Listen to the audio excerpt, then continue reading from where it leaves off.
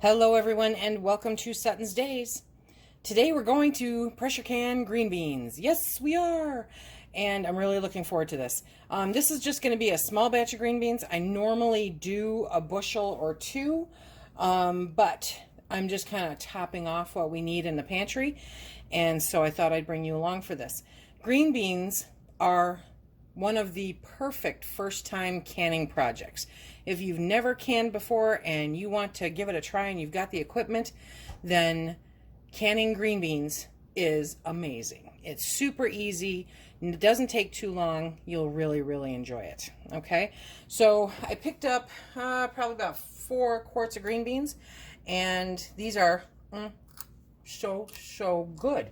So we're gonna get these in jars and show you how the process runs. Like I said, super easy. So first, you're going to snap your beans into the size that you like. I normally, make them this big. I don't like the really small ones. That seems like a really good size. And this is what it looked like yesterday when I was trying to snap all the beans. As you can see, I have an avid fan club when I am working on the produce. I didn't really have the energy to deal with them yesterday, so what I did is I took the beans, I put them in this bowl, and I covered them with cold water, and then I put them in the fridge overnight. These are still super crispy, wonderful, love it.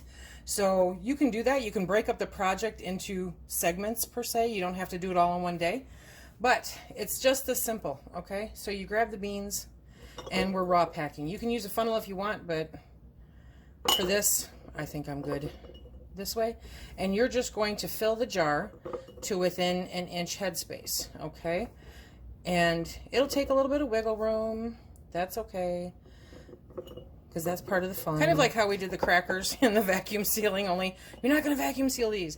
And you do want to, try to get them down into the little spots. And this is the one where it's kind of like a jigsaw puzzle. You're just trying to get them in there, but the goal is to leave an inch headspace. Okay, so once you've got them down in there, and this is probably one of the reasons I think it's awesome with green beans, is that you don't have to blanch them, okay? You're just going to try to fit as many as you can into that jar, any which way that you can. Then we have a pot of warm water over to the side, and we are going to fill up that jar with the warm water. There are so many variations to this. You can make, instead of just warm water, you can make it onion soup mix. You can put a teaspoon of that in the jar and add that to just the water, or you can add any kind of broth that you like, spices, that kind of thing. Any way that you like your green beans. Can you add bacon? It's not approved. Adding bacon is not approved, and then you would have to pressure can the green beans to the bacon time, which is, these only go in for 20 minutes. Bacon, which you're not supposed to pressure can, but meat goes in for 90 minutes or 75 minutes. So you see the variation there? Okay, you're gonna completely annihilate the green beans. It's just a bit much. So we have one jar ready for a lid. We're going to keep working on these jars until I have enough for the canner load and get them all filled up, and then I will be back. See how simple this is? I'm doing this after a full day's work. This is going to take like no time at all. What is your favorite way to eat green beans? Do tell.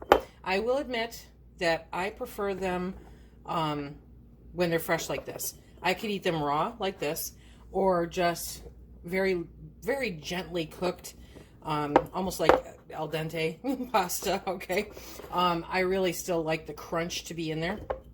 So we're gonna keep sticking those in there one by one. Get an inch headspace. Come on, get down in there. There we go. And then we're gonna add the water. You don't have to add flavoring, and you do not have to add salt. That is absolutely a preference. Salt is not part of the preservation process. Okay, so now we're going to debubble this one again. There we go.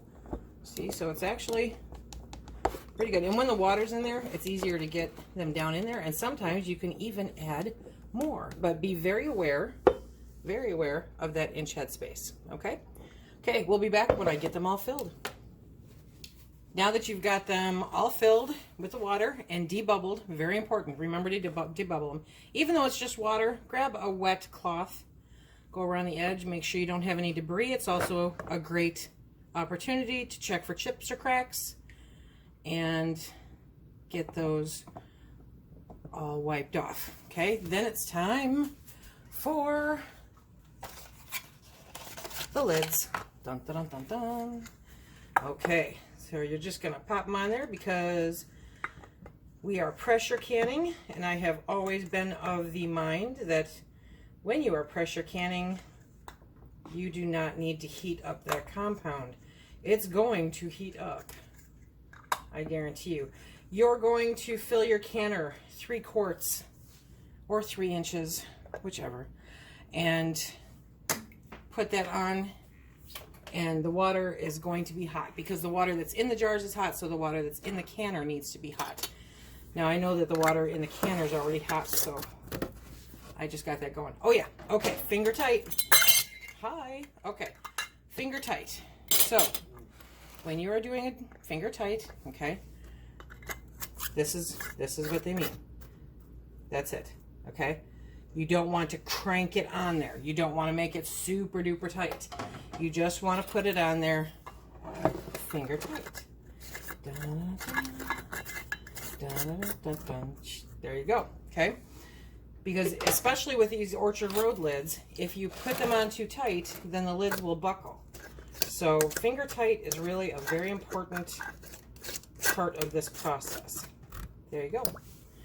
Okay, we're going to get these all in. Okay, there we are again. So we've got 9 pints in here. See where the water level is? We put the 3 quarts in there, but when you put the jars in, the water rises. So don't be concerned about that, okay? So we're going to put the lid on, bring this up to pressure. It requires 11 pounds of pressure for 20 minutes. How's that for a short project? 20 minutes. Okay, sorry for the background noise, but I'm multitasking. I'm cooking dinner at the same time. So remember, when you get that steady stream of steam, you want to set your timer for 10 minutes. Okay, so the canner ran its 20 minutes. And that's for pints, by the way. If you're doing quarts, it's 25 minutes. Both of them at 11 pounds of pressure. So we did that. We let it sit an extra 5 minutes. And now we're going to pull the jars out. And these look beautiful. Okay, so we have 9 pints of green beans to put up on the shelf.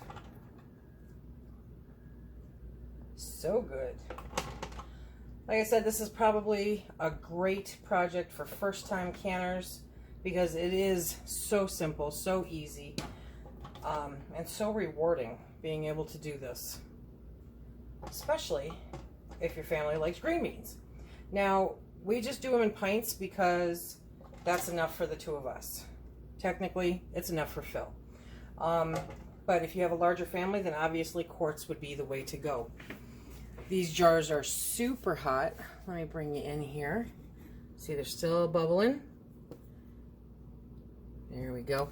They're still bubbling, and they're going to be hot for quite some time.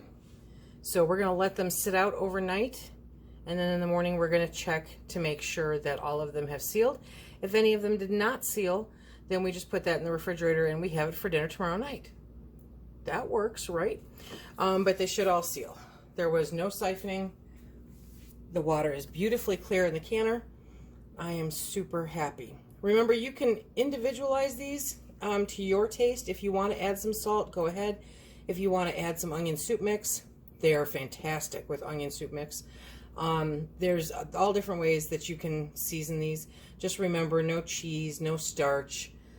Be very careful about the ingredients that you put in them. For about 30 seconds, I considered Fiesta Ranch Mix, you know, but decided not to do it. Okay, everyone, I hope that this helps. I hope that you enjoyed this 52 weeks of canning installment. And until next time, be safe.